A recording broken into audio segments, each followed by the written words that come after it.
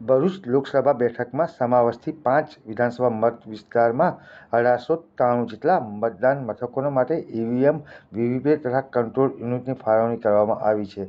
અંકલેશ્વર આસોદ વિધાનસભા મત વિસ્તાર માટે અંકલેશ્વરની જીનવાલા સ્કૂલ ખાતે એડીએમ ભવદીપસિંહ જાડેજા અને મામલતદાર કરણસિંહ રાજપૂતની અધ્યક્ષતામાં ઈવીએમ અને વીવીપેટ મશીનની તેમજ સ્ટાફની ફાળવણી કરવામાં આવી હતી.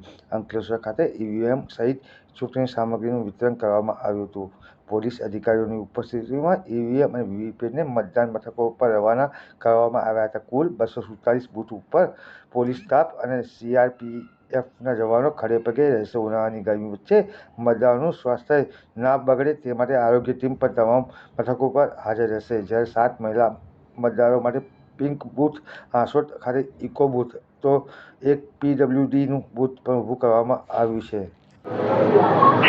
આજરોજ 154 અંકલેશ્વર મત વિભાગમાં આવતીકાલે તારીખ 7/5/2024 ના રોજ મતદાન થનાર હોય એ કામે રવાનગી ટીમને રવાના કરવાની કાર્યવાહી સીઈએન જીનવાલા હાઈસ્કૂલ ખાતેથી કરવામાં આવી રહેલ છે.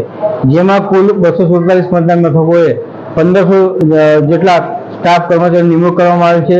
તેઓ તમામ સ્ટાફને સવારે નાસ્તો તેમજ બપોરે ભોજનની પણ વ્યવસ્થા કરવામાં આવેલ છે. અને આ માટે કુલ 37 રૂટ જનરલ રૂટ છે અને એમાં ટ્રક રૂટ 42 જેટલા ટ્રક રૂટ છે. તમામ સ્ટાફને વાહનથી તેઓને નક્કી કરેલ મતદાન મથકે પહોંચવાની વ્યવસ્થા પણ કરવામાં આવી છે. સાથોસાથ તેઓની મેડિકલ કીટ પણ તેઓને આપવામાં આવી છે અને દરેક મતદાન મથકે આશા વર્કરોને પણ હાજર રાખવામાં આવેલ છે. આ સ્ટાફ જ્યારે મતદાન મથકે જશે ત્યારે તેઓનું ફૂલ હારથી સ્વાગત પણ કરવાની વ્યવસ્થા તંત્ર તરફથી કરવામાં આવેલ છે.